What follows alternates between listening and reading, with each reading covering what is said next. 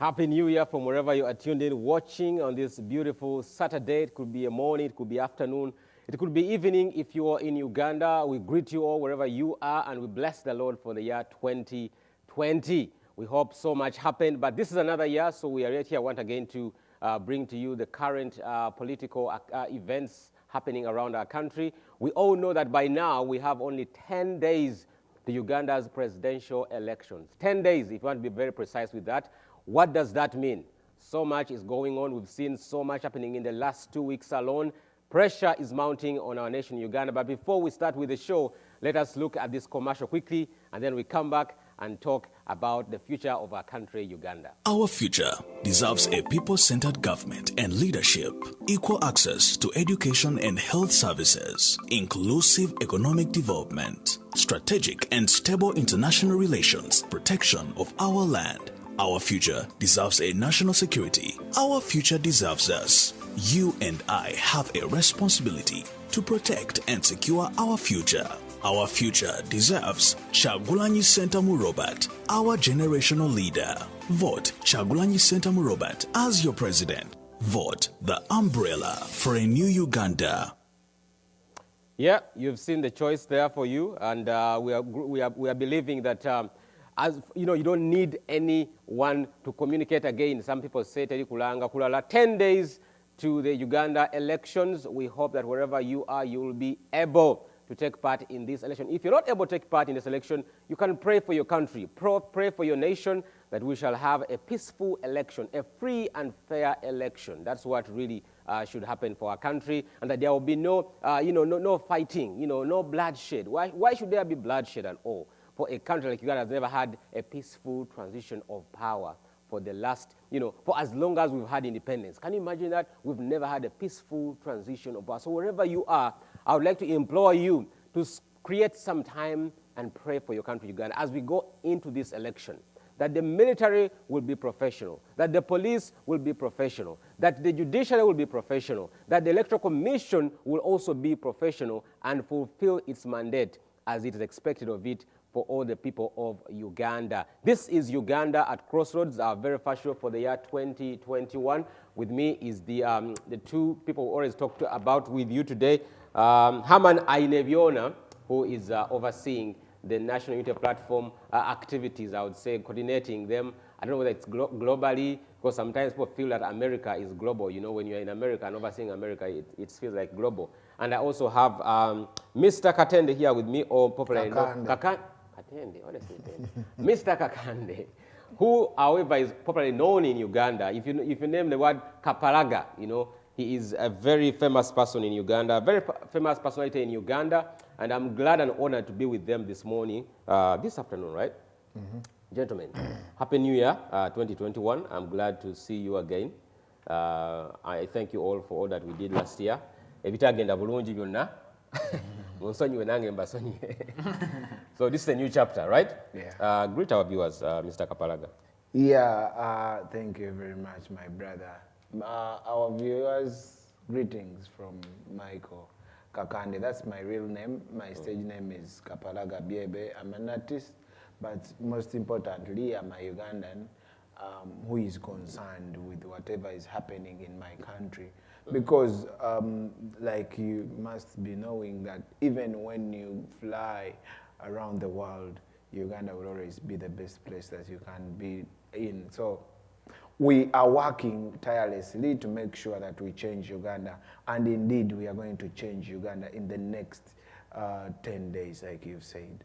Amen. I am so positive that we are going to change Uganda peacefully. I know the government is doing everything to, to break the law, but we continue to tell Ugandans, please simply be assertive, but don't break the law.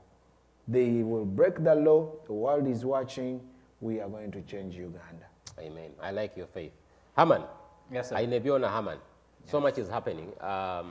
We have exactly 10 days now to Uganda's presidential election. You sit in the watchtower in the USA and you manage all activities of the National Unity Platform. I know you have a team, of course. You're not a one-man ranger.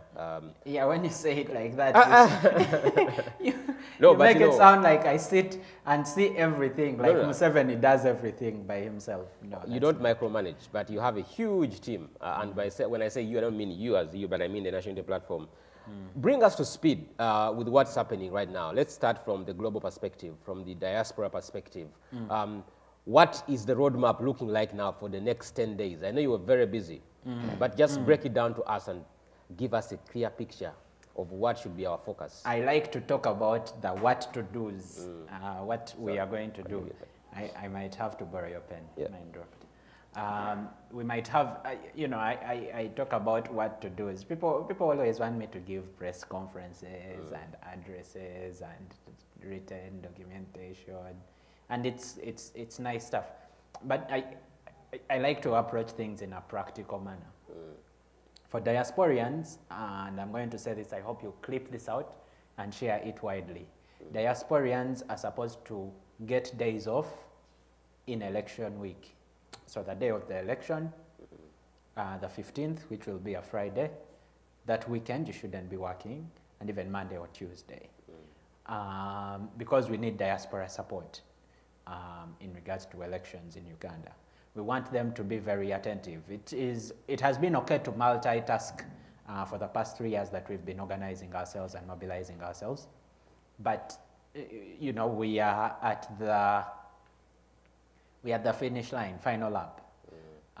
So we want us to be super focused on election day and even the days after the election. Because when we say the world is watching, we also include the Ugandans in the diaspora and also the friends in Uganda. So we want you to watch as closely as possible. We don't want you to miss a live video. We don't want you to miss a broadcast. We don't want you to miss a result coming in because we shall be relaying those results in real time. We don't want you to miss anything during time of election because we are, you know, the shirt that I'm putting on at the back, it says people power. We are people power. We want to use the power of the people because the power of, you know, the responsibility of our leaders in our country has gone to waste. So tuina okuchiberamu, we need to be involved, and I beg all coordinators, all leaders, and even even the masses in the diaspora to pay attention and ask their diaspora chapters on what to do in those days that I've talked about, even up to Tuesday. If you can get that week off, wow, you will be the most helpful diasporian in this election. People should call out. Yeah, and also the other thing I also want to know that for the next 10 days, because I know as we've been saying and as you've been saying, even you've been, you know, imploring people to give, why should it be very important for people to continue giving at this time? Because some people are like, oh, now the election now is here, why should I keep giving? There's so much work to do. There's so much work to do, very little resources. My brother always says that the whites that Museveni talks about in his speeches, the Americans or Western countries supporting people power that Museveni talks about, that is us, Ugandans in the diaspora. And so if we don't give, we shall have clipped our legs. It will be hard to walk. The Secretary General calls us the oil that runs the campaign trail. So we, you know, he calls it the oil that runs the freedom train.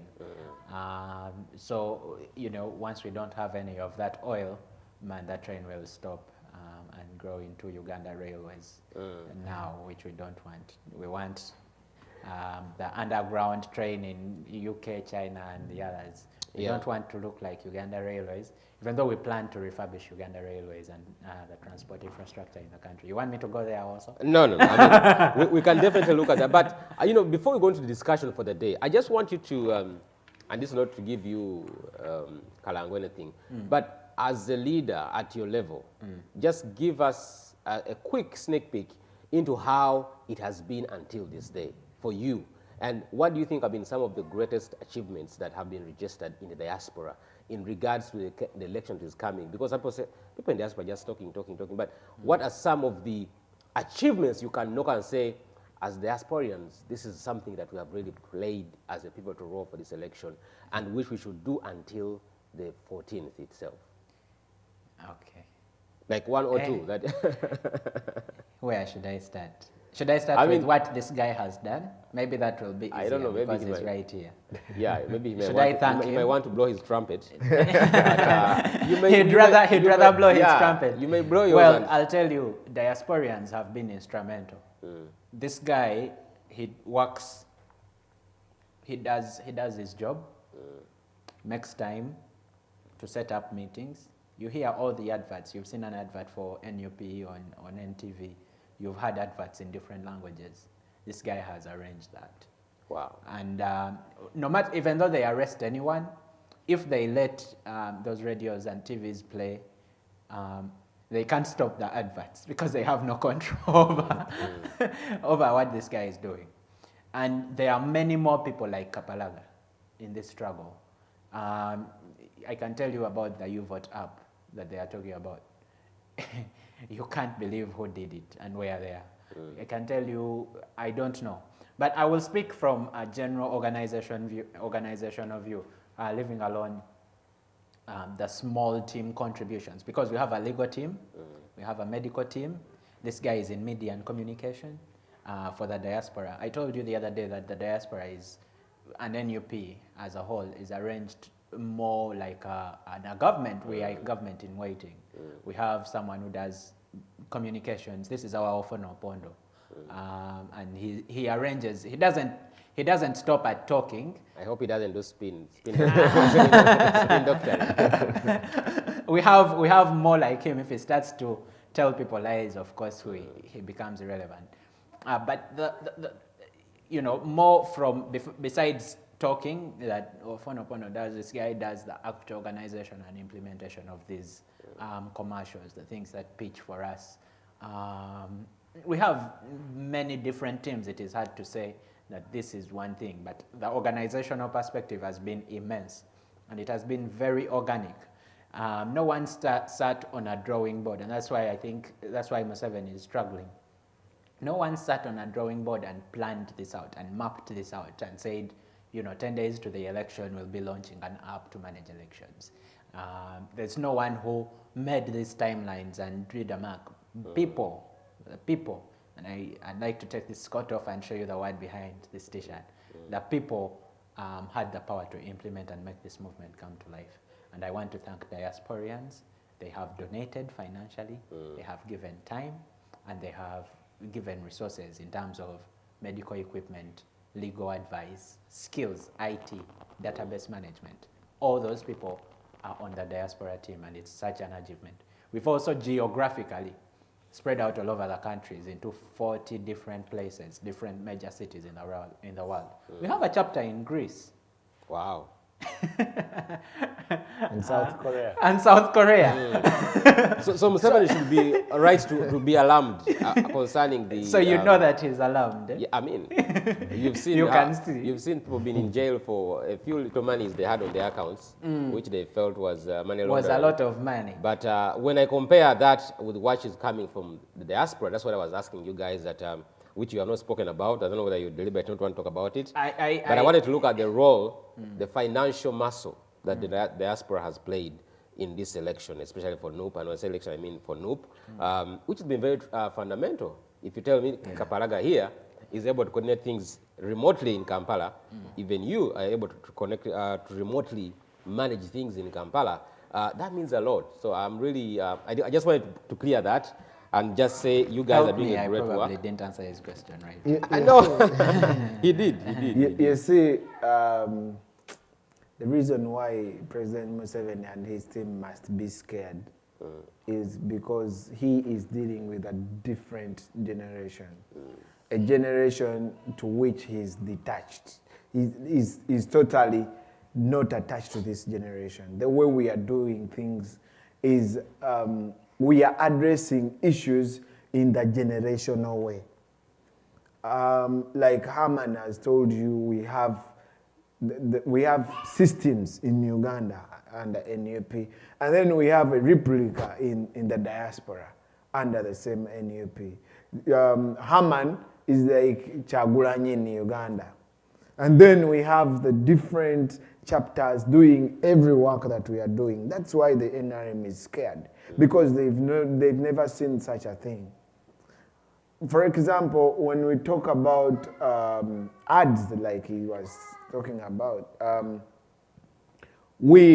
written the ads in this book. The people who have made the ads are in Kampala. Akalango, adverts. Yes. The advert. Sorry. The people who have done the adverts are in Kampala. We've paid for the money for the ads to run from here. Right? So as they are waiting for probably to see Louis going on TV to pay, we are doing that from here. Because we are living in a world, in a generation totally different from 1986. And we are doing things in such a manner. We have these chapters mobilizing. People are mobilizing each other to bring in money. This money is what is fueling the campaigns. I'll tell you, every day that the Honorable Chagulanyi goes on a campaign trail, he uses 10 to 13 million shillings. Where does he get it from? You know very well he does not sing. He has spent 3 years without singing. Yeah, because that's been the question. You know? Omusajja ajja sent. Where is he getting the money? Monze. And that's why. Nawe. Okay? The producer, producer. So the people, because you see, Mwami Moses, you must know that people embraced change. And for the first time, Ugandans are doing whatever they can to bring out change. And they are going to bring it. I'll tell you, there are certain ladies who have, just this December, say how old they are. There are people who are in their 60s, okay, who have paid $1,000 in just December. And this they have been doing for the last 4 to 5 months. That is not only one person, but it is Ugandans. There are very many Ugandans.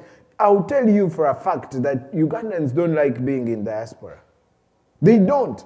If you got like 100 people in this room and asked each one, if we changed to Uganda, would you prefer being in America or Uganda? People will tell you, I want to be in Uganda.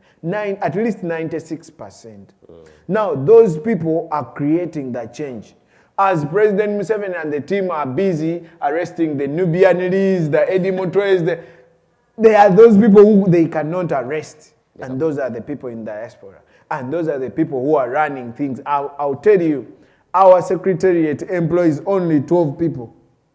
Most of the work is done from UK, from Switzerland, from America, from Amsterdam, from South Korea, So the regime has reason to get scared. And like I've told you before, we are changing Uganda. And not next year, not any year, this year, in 10 days. That's why we've had that mission 2021. I am glad to tell you, sir, that the 2021 that we've been talking about is here. I like that. And we are changing Uganda. Ladies and gentlemen, if you are watching me, probably if you didn't know, we are changing Uganda in 10 days. And no bloodshed. Can I? There might be bloodshed from the government because there has always been bloodshed. They've been killing people, and these people, they can't produce them to court. The people killing them, the people in uniforms killing our people, do not have name tags because they know what they are doing is they are breaking the law. Yes. And I feel like I have 10,000 million things to say at the same time. Please, go But ahead. I want to speak about deaths, then I'll also speak about the financial. You really want me to speak about that. But I'll speak about the deaths. You're saying they are killing our people. Was Zebra NRM or People Power? I'm confused. It definitely was NRM, and he was said to see the president very soon. On which reason? Because he had a group of these people, but Facey, So he presented his manifesto to the NRM leadership that you people, His you are program. wasting, you're wasting money tear on gas. tear gas. We can beat those people and kill them. That is what Zebra said Say on camera. And people were clapping. And he said those people who are being killed smear themselves with tomato sauce. With ketchup. Oh, that's what he said? I wonder what if that's what was on his body. But what I wanted to say is that you're saying they are killing our people. Well, maybe you meant Ugandans. Yes, definitely. But they are not killing NUP just NUP supporters. people. I wouldn't be surprised if tomorrow you found Balaam shot dead. I wouldn't be surprised. And then Museveni will come out and say, okay, our security forces killed Balaam. Because he said they killed him. Or any other person. And that's what worries me. And that's why I'm so involved in this.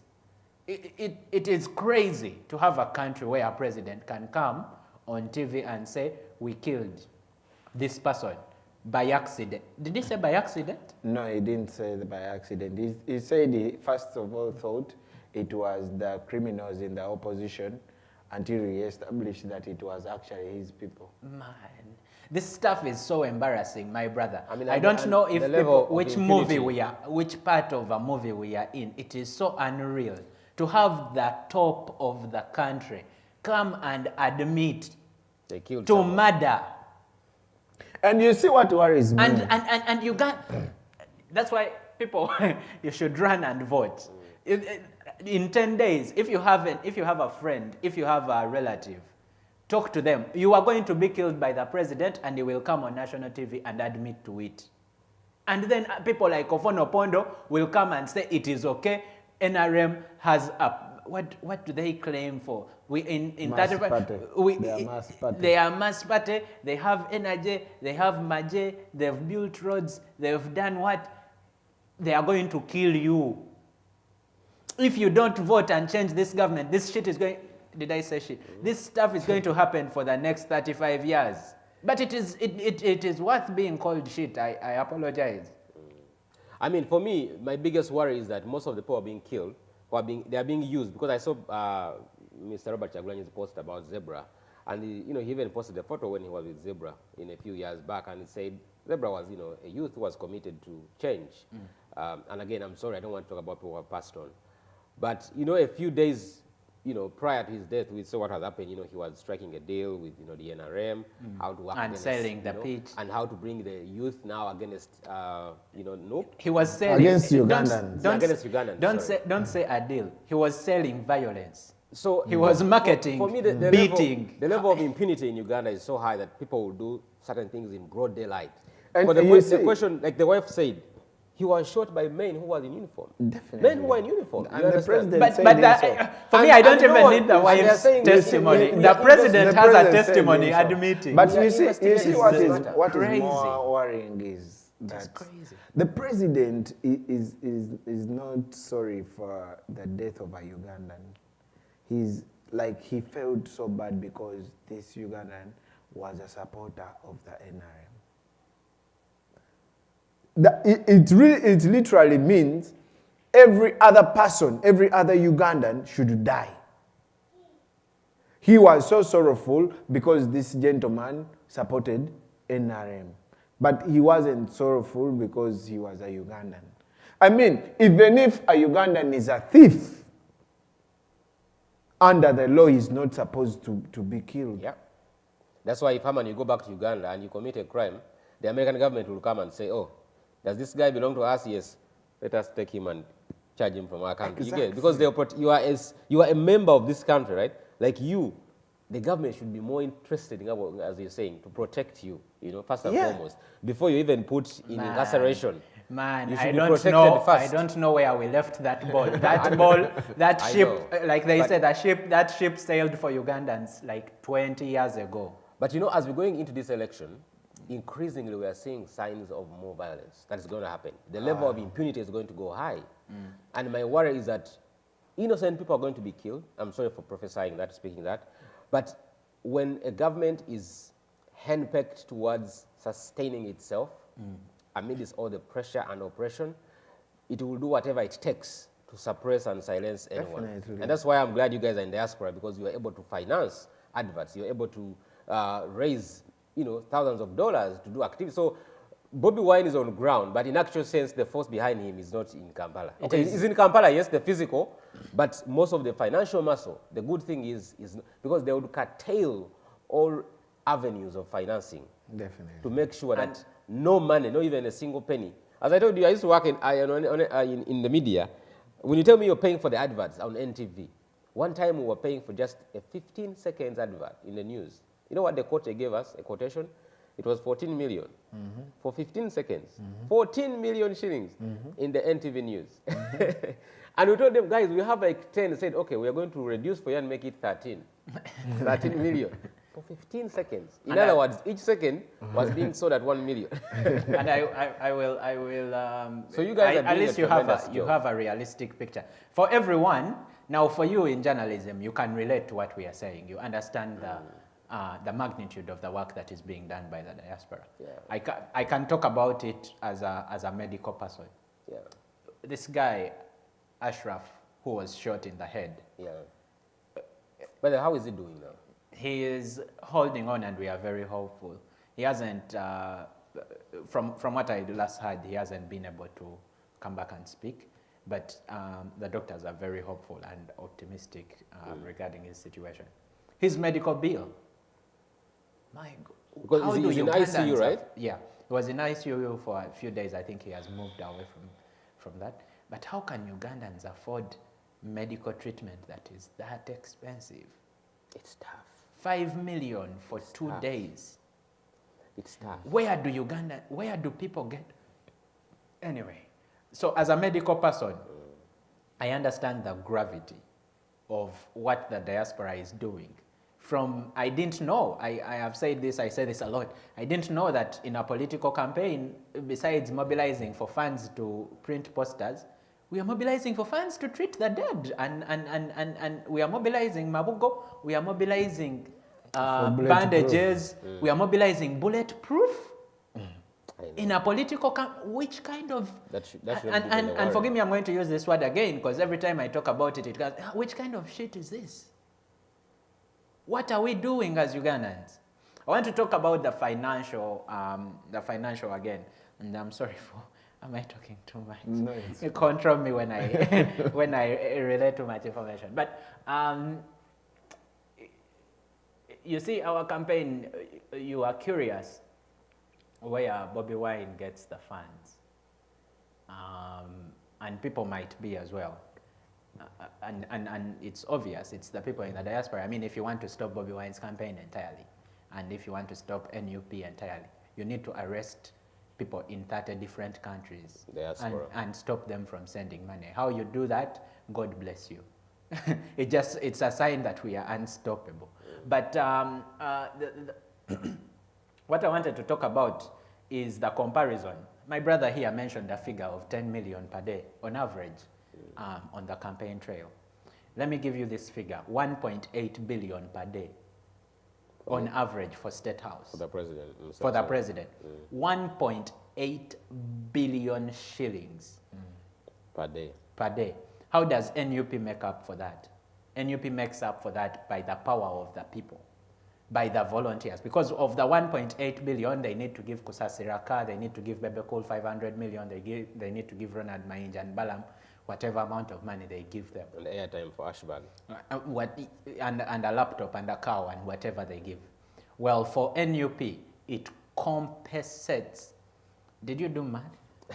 No, I dropped math in primary 6. I wasn't so. Okay, you did ratios. If you're to give 10 million, a comparison of 10 million shillings to 1.8 billion, because these are two, this is a compare and contrast, right? The ratio is 1 to 18 million. To 180. 180? Yeah, to 180. That means that for every 1 shilling that NUP spends, NRM spends 180 shillings. What? 100? No, 80 million? No, 180 shillings. Yes. Shillings. Let's leave it at a simple level. Now, I will talk about the compensation. That means that for every, because in the current state, we are the only one NUP is the only one you can compare to NRM. And it's, people might want to debate that and whatever. But I'll tell you how we compensate for that. The 1 to 180 ratio. Now, for every one person that NRM has, NUP has 180 people. We want to reverse this ratio and show you how our capability is matched to NRM.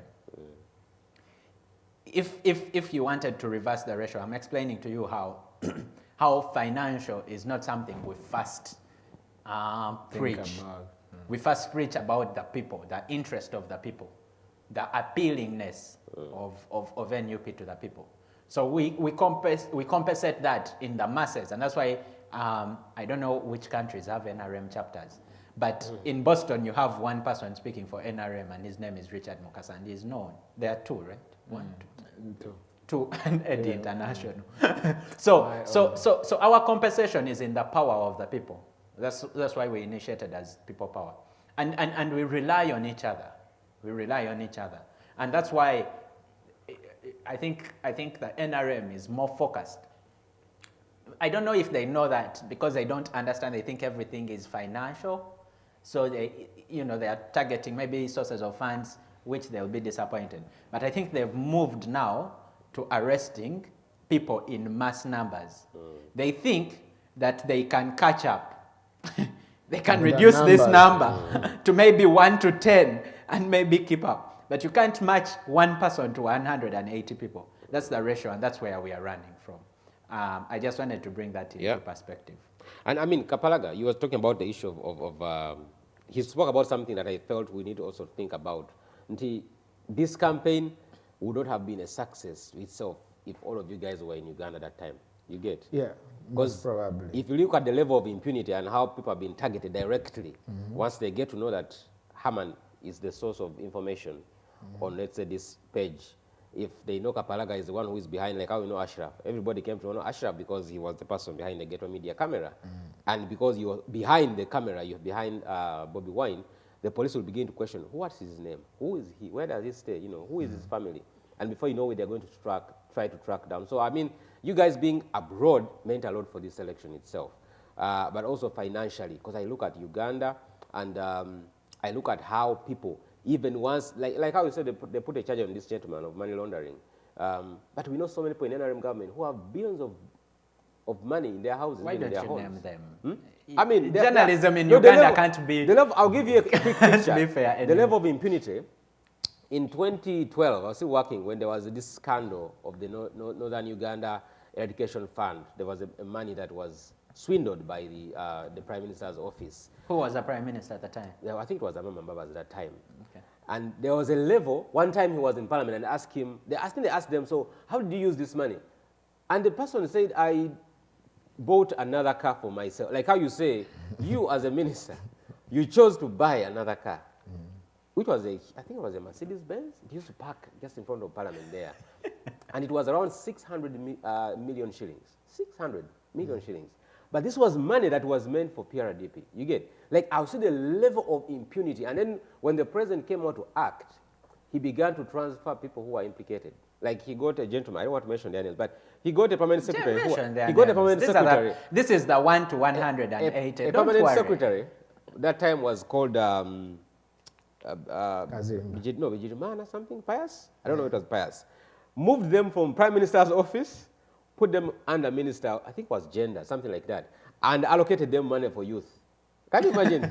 Money for youth. Like, you get a chunk. You say, Kapalaga stole $100 million. I'm not going to fire him. I am just going to play my chess. I move him instead to another ministry. And again, I entrust him with another chunk. Give him round two. And I vindicate him. No interrogation done, nothing. But they just move you to another place and they say, now, because of the mess you caused here, come in this here. You get, like, bring your mess to another division. You see, when I was still working with the radio, there is an advert that Mami Chibuka, Benon, made. And he was saying, when he's so sorry, he's coming from a very rich family, so whenever he got punished, he would be taken to Hawaii, and that is the punishment. He would be taken to the US, and that is the punishment. So basically, that is what you're talking about. But I'll tell you, Moses, Ugandans, probably, we didn't care much about the governance of our country for the past years. I was listening to the Namboses, the Semijungandas. They really didn't make sense then. Probably we wanted to go to the disco and dance. We were so fond of the EPL, what's that? English Premier League. You know, we want to see Arsenal play Liverpool. I support Liverpool. So I want to sit there and see who are we buying and all that. Now, in the 3 years, 2017, 18, 19, and now 2020, that's 4 years, we embarked on sensitizing the people of Uganda. We embarked on telling them that as we are glued on TV watching Arsenal and Man U play, these guys are stealing from us. They are looting. They are playing the chess that he was describing. Exactly. And that has been our biggest achievement. That within the 4 years, people have actually opened up their eyes. I'll tell you that today, when you go on the streets, you will find a more Bobby Wine story than an Arsenal story. I used to do on the stages, on the border stage. In the taxi park. You will find a more Bobby Wine story than a Bebe Kulu Yakubye Gundi. You know, I was a master of that. I was a master of the gospel shows. And, you know, whenever I did my show, I normally did my show on Saturdays, and people would tune in like nothing. You pass wherever in Kampala, and they are all listening to one person, and that is yours truly. But when I looked at myself, you know, keeping on telling youths how Bobby Wine bought a yacht, how Bebe Cool bought a car, a hammer. These people were stealing from us. They actually wanted such shows because they could keep the conversations on the street. It is hoodwinking. Exactly. Focus on Bebe Cool. Focus on and then on Premier League. Exactly. Yeah, that is why I told people when I saw the Bajo, Full Figure, and the likes on TV, I told people those people are not there by accident.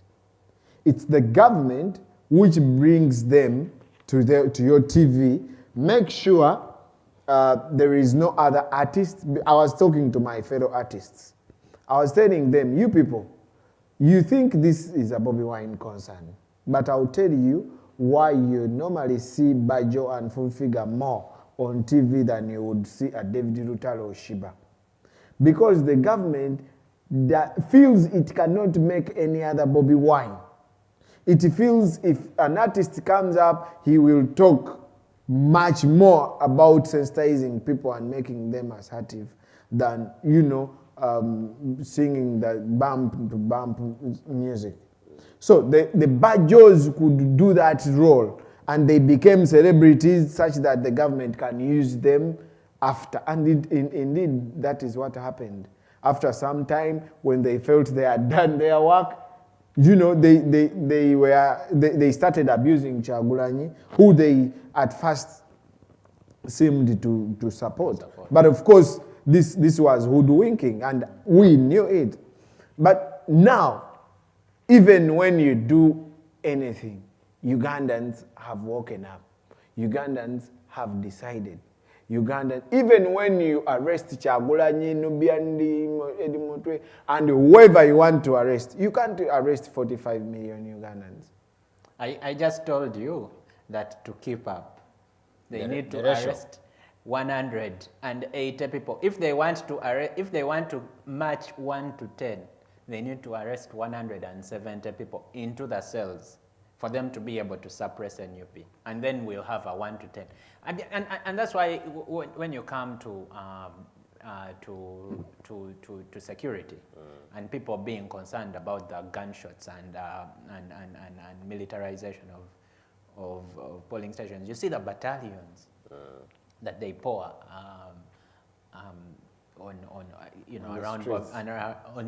not even just on the streets, around the Bobby Wine campaign trail. How many cars escorted him from Kololo to Magere? There were like 15. It was a myriad of cars. 15 cars driving recklessly. But leave that alone. Regarding they think now that is a threat. Bobby Wine is a threat. They forget that Ugandans are the threat to this tyranny of Museveni. So Kyagulanyi is just a representative. You see 10 people, you see maybe 100 policemen in one place. And they can't match, they can't compare to the other people in the different places, in the different networks. So I think that we, in regards to manpower and human resource, NUP has a way upper hand. And what do you need? What do you need to win an election? Do you need money or do you need people? That is for you to answer. That is rhetorical. No, I mean, it's, again, I really love you guys, how you've built this up. Personally, if you ask me, I would say this election, eventually, when Mr. Bobby Wine, let's say, wins this election, there's going to be a lot, because I remember always, when I look at you guys, I remember how Salim Saleh was talking about Mama Mbabas. He said in the early 80s, they were looking for people, and this guy was behind the curtains, No one knew Mbabas, like how no one knows you guys. But he was infiltrating Germany, Canada, where, to help and raise resources. And this is something that the enemy doesn't want to see now. They don't want to see that happening. Definitely. Because they know the power that the diaspora has to play when there is change happening back home. Who was saying that? Salim Saleh. He's numb. I'll tell you where the money that ran. He used to go to his house. I used to go to his house and sleep in the living room. Of course, that was just only one person, but they said they had other sources. But whenever they were broke and needed help, they would go to his house. Listen. So I don't know how true that was. But listen, I think Mbabas is stole from the government, Obviously. and that's where the money came from. I wouldn't think he had any significant source of money. The previous it is discomfort and easiness of the and just regime. to remind you that by the time President Museveni went into the bush, he was on the rank of vice president. Yeah, in the government. So in the government, he was running here and there. But he definitely had access to wherever he could get the funds from. But here is Kyagulanyi, who was stopped from singing very many years ago, and the president was very clear on Al Jazeera. He said, I can't allow him to sing because he's an enemy of the state. Yeah, and being an enemy of the state means opposing President Museveni. So Museveni is the state. But anyway, go on. Deep inside your hearts, do you still feel there is a clear pathway? I mean, I love the word pathway, because pathways in America, when a president is struggling and trying to match up, they're telling you the only pathway he still has to win is if he wins A, B, C, D. Let's take it back home. Deep inside your hearts, do you feel there is any clear pathway that could still see Mr. Museveni win an election? Win an election? This election. Is there any pathway that you feel is still available to him? There's none. A clear pathway. I don't know why you asked that question. You know why I asked you? No. Because, personally, we've seen, the challenge is that if I wish campaigns would just, like how you see people gathering and talking in campaigns, because for me that would be a clear indication of the voice of the people. But we are still waiting just to see the president acknowledge and say, I have seen what the people are saying. You see. So that's why I'm saying in my head, maybe he still feels there's a pathway that he still has. Definitely he might. To come out of this election. You victorious. see, I want to tell you that this election whether it is free and fair or not, President Museveni is going to lose it. On either sides. Whether it is free and fair or not. Of course, it is not free and fair. We've all seen what has happened in the campaigns. But even if it were to be not to be free and fair or free and fair, President Museveni would lose it. Do you know why? I've never been involved in politics myself. I bet if he has ever. No. I was involved on Facebook in 2016. That's where I stopped. And many of us have never been involved in politics. Yeah. It is in 2017 when we woke up and decided to take part in the governance of our country. Now, what happened last time was people would go and cast the vote and probably go home and maybe wait for whatever happens. This time around, people are our polling agents. Everyone is our polling agent where they are going to vote from. That is why we are telling them, when you go, simply get your mask, get your ndagamuntu, go cast your vote seat. Because there is no law that tells a person to go home. Like Justice Biabakama was saying, there is no such a law. Well, they said the SOPs are going to take precedent. Yeah, of course, we shall social distance. The welfare of the people. We shall social distance, that's no problem. Just like they will vote, because I don't think they will be getting a person from their home, come vote, they take you back, then they bring another one. All people will come, line up, probably social distance, while lining up, and then vote. Now, like they will social distance, that's how they will social distance while guarding their vote. We are talking about the You Vote app that we are developing. Just like Honorable Chagulanyi said today, that You Vote app is going to be available for Ugandans. It's not for a chosen few. Not for a chosen few. Not for Haman. When is it going to be available? Very soon. Okay. Very maybe soon. Today, maybe 24 hours or something like that. So how is it going to work? Just tell us about the app itself. It is, so for the U-Vote, once you are at a polling station, okay? So Ugandans have a mandate to watch counting of elections, of the result. So you can take, once you've counted every ballot, you're able to send those numbers to a central system. And the reason... so you want to have a parallel tallying center here? It's not necessarily parallel, but it's a prediction. They call them predictions. Okay.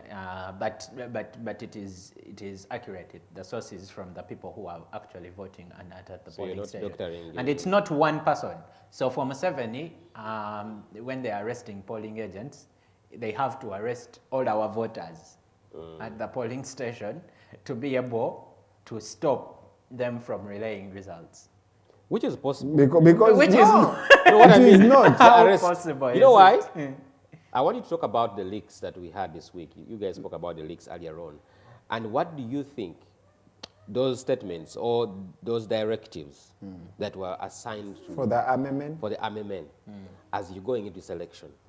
Speak about those leaks briefly. And what do you think? You see, Uganda has around 400,000 security officers. But Uganda has 45 million people.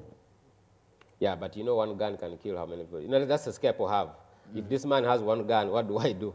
But first tell us about the leaks itself. Well, we also just saw the leaks. Like he saw them.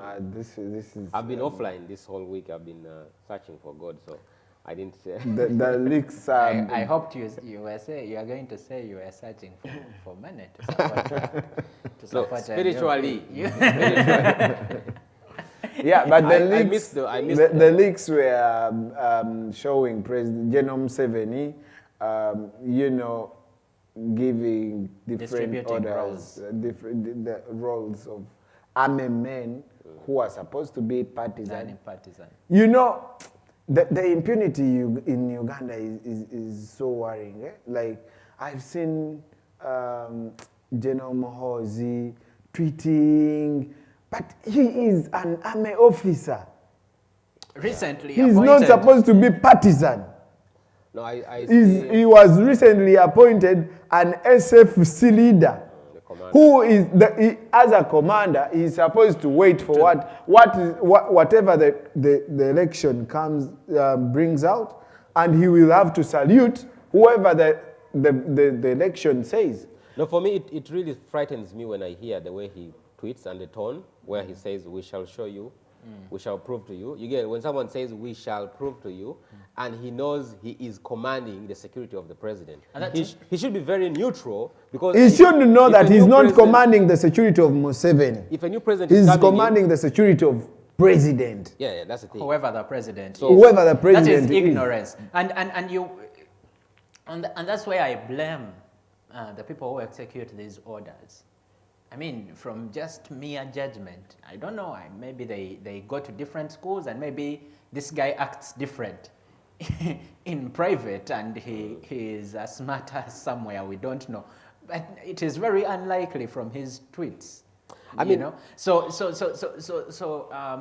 I think that getting a directive or an order from a commander like Muhoozi is an insult itself.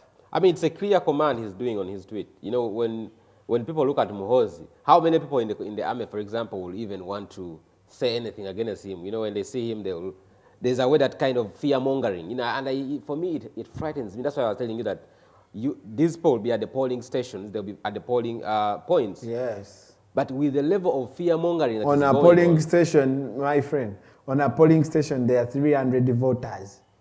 There might be 10, even if it is 10, we don't have such a number, but even if it is 10 soldiers.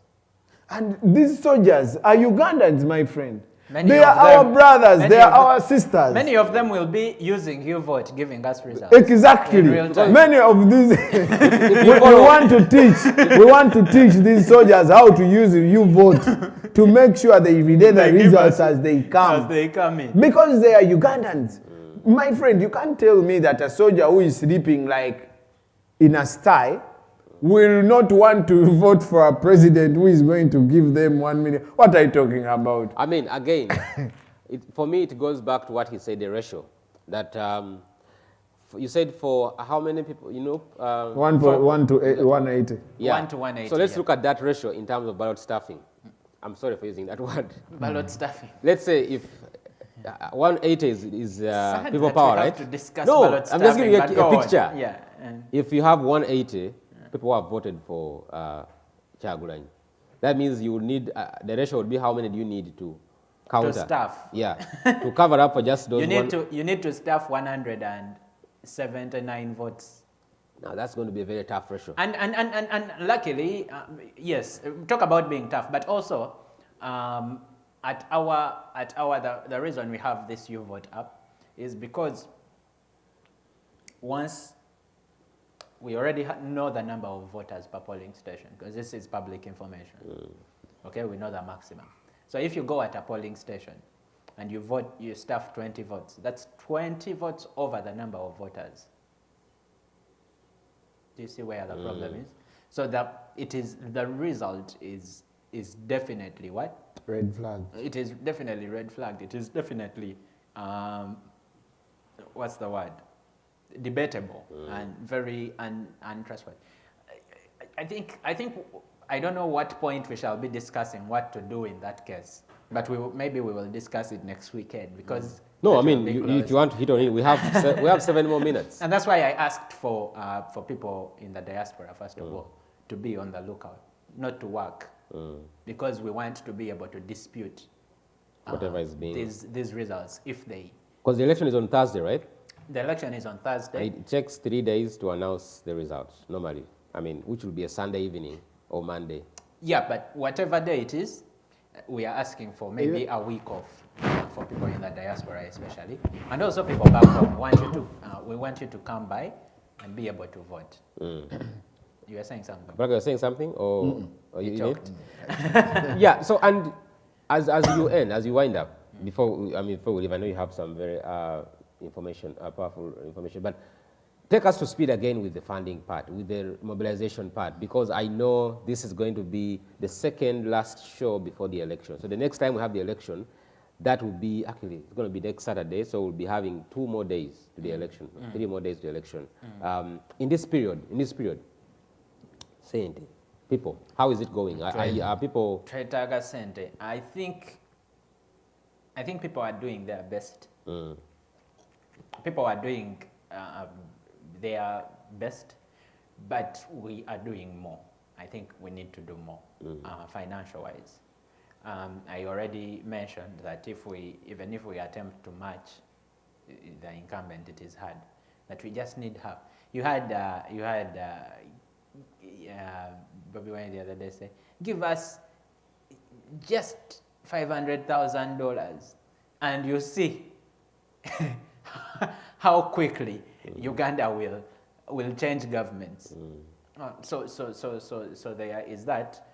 We need financial support. Right now, as we speak, there's an online fundraiser for our chapters in Africa going on. South Africa, Zambia, Kenya, Botswana, and Algeria. We have chapters in those 5 countries. And then tomorrow, we do have an EU fundraiser, Europe and UK. We'll do a fundraiser there. And then we also have... How can people join? It's a Zoom. Is it only for Europe, or you have it's open people? It's open to anyone, but the people who will be kind of receiving money and giving updates on how much they receive and the like will be from Europe. The chapters that are represented, and that's Germany, Amsterdam, UK, Sweden, Finland, Switzerland. Which else? There's so many. South Korea.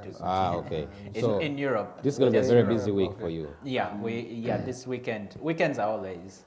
Give people again the number. Give people the number that they can use if they want to give. Because I know, as you say, you normally give the numbers that people can send if they want to send $1, $2. Looking at how you're going to be in mass sensitization, facilitation of the people are going to be in the polling stations. Yeah, just to be there. So the number to donate to for PayPal, and PayPal is international. You just sign up like you sign up for an email account or a Facebook account, and you insert your card details and send.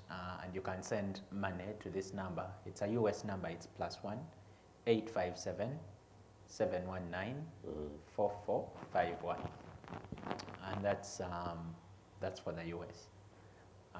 Not for the US, that's international. But like I said, we have 40 different locations, and we encourage everyone to donate to their chapter. We want to do this in a massive, massive way, and it will be good. It will be really good. I'm really hopeful. Actually, tomorrow we also have a North America fundraiser. So Canada and all the chapters, I think 10, 12 chapters in the US. We have some new chapters on the block, Ohio, Atlanta, Georgia. They had new chapters, but everywhere in the US, just join. If you want to get information about that, we have flyers on my Facebook page, and I think on his Facebook page, Kapalaga Baby, he is a lot more popular. So you can easily access his page, and even JB Muwonge, who is one of the popular online personalities. You can access info on how to join and what time and all those details. Just because we haven't paid for an advert, but if you let us, we can go through the 30 chapters. Can we do that? I mean, Kaparaga, you want to go through? Before that, I want to appeal to Ugandans, most especially, who are in the diaspora. There is no person who is more Ugandan than the other. This is something that we care about, because it's our country. We have no other country. We might be rich wherever we are, in Finland, in UK. We might be driving very expensive cars, sleeping in very posh houses. But at the end of the day, we are Ugandans. Even when they are filling in your details, they will ask you country of origin, Uganda. So you have that attachment that unfortunately will never get away from you.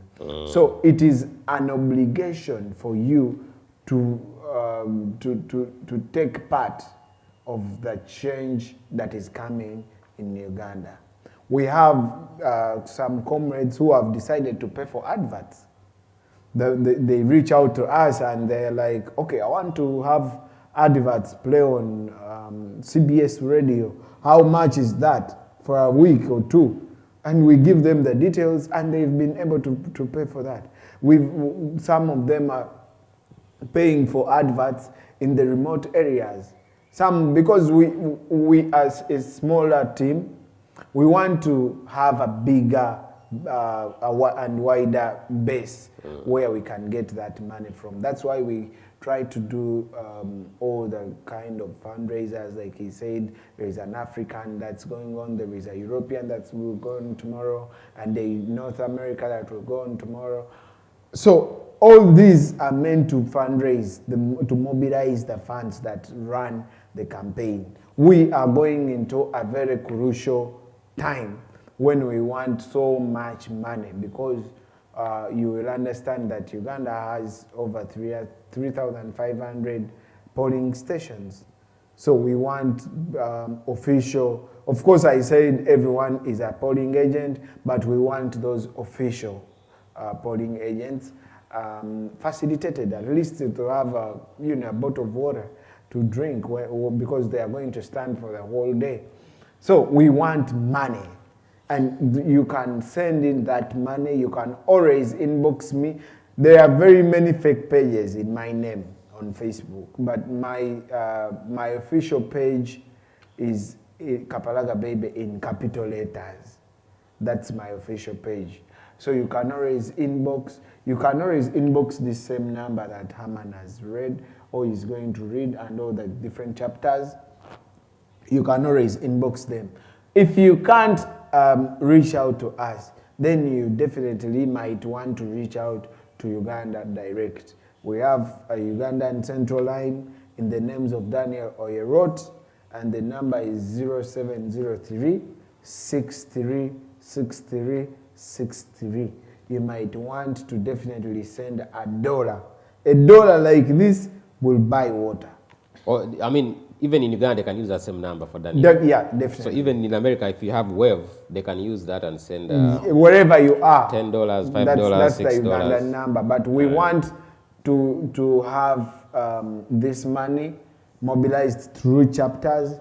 That is when we can be able to account and for plan it. better. Yeah, but if you can't get access to these numbers, then you might want to send it direct to Daniel Yerot at 0703 636363. Thank you, gentlemen. Chapters. You are reading something? Chapters, Oh, yeah, please, go ahead. You want me to tell you? Go ahead. We have 10 seconds. Go ahead. I told you 30 chapters. Now how do I read them in 10 you can seconds? read them. Okay, we have Canada, and this is run by Doreen Kajumba and Brenda Nakato. I'm going to start with North America. Just in case you cut me off, I'll squeeze that in. Seattle, there's Madame Robina, who holds the money, John Julius, and also Madame Grace Chiboneka. Boston, we have Madame Dorothy Stewart and Derek Muviru. They are our coordinators. Florida, Mr. Zaka Yonsubuga. New York, we have Joseph Sebunya. We have North Carolina, Fiona. Texas, Edward Abili and Daniel. And Evelyn, Colorado, Benna, Pennsylvania, Tina Brown. She calls herself Mirembe. She's an American who loves Uganda with a passion. Washington, D.C., Karim Tambi. Minnesota, Charles and Winnie Munyingo. And Evelyn, who is part of our IT team. Chicago, David Ntambi and Helen Nandaula. We have South Africa, Jaja Ibu, and African thinker who is also Kamia. We have Zanzibar, not Zanzibar, Zambia. Mwau Paul, Kenya, Alex Mochibi, Algeria, Kampuli Raswati, name it, Botswana, Jimson Subuga. Very many chapters. Wow. I won't go to, I can go to Middle East, I can go to Australia. I haven't read Europe and UK, and the very many different places we are based in. So just go on the National Unity Platform official Facebook page. They've made a recent post of all the chapters and names of the coordinators and how to contact them. But the number to reach out generally is +1 857 719 4451.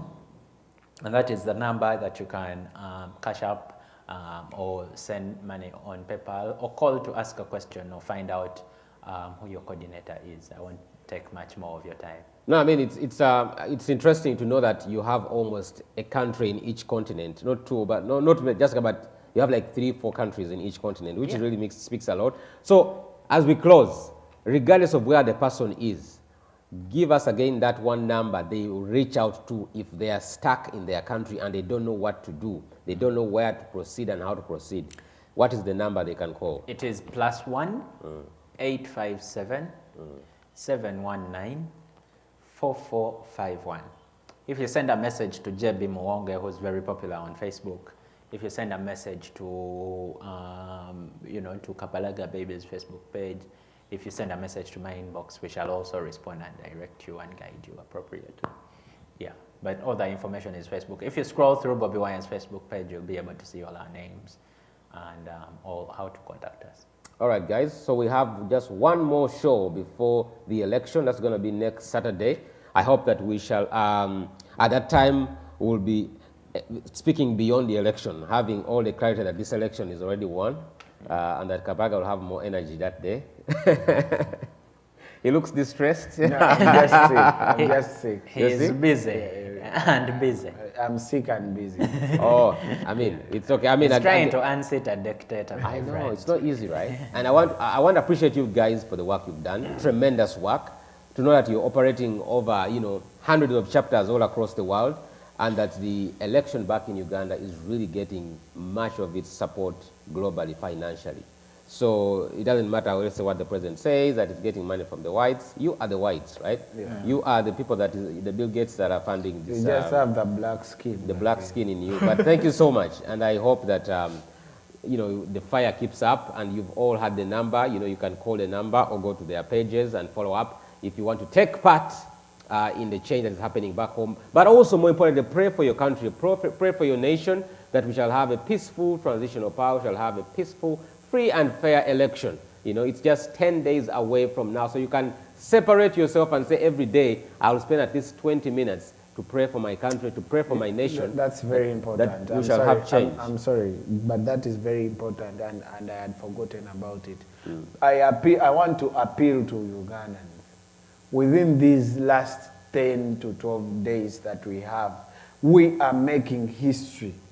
We are doing something that we've longed for the last 58, 59 years. Please provide more than what you've been providing.